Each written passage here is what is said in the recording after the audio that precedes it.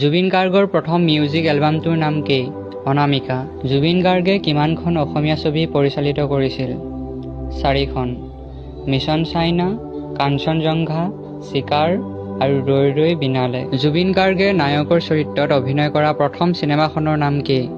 তুমি মোৰ মাথো মোৰ।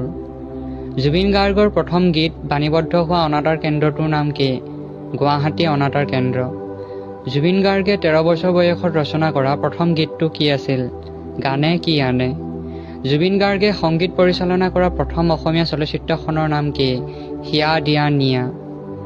জুবিন গাৰ্গৰ জন্ম কোন চনত হৈছিল? 1972 চনৰ 14 নৱেম্বৰত। জুবিন গাৰ্গৰ জন্ম কোন ঠাইত হৈছিল? তুৰা, মেঘালয়। জুবিন গাৰ্গৰ পিতৃৰ নাম কি? মোহিনী মোহন বৰঠাকুৰ আৰু মাতৃ ইলি বৰঠাকুৰ। জুবিন গাৰ্গৰ মৃত্যু ক'ত হৈছিল? 2025 চনৰ 19 ছেপ্টেম্বৰ ছিংগাপুৰত।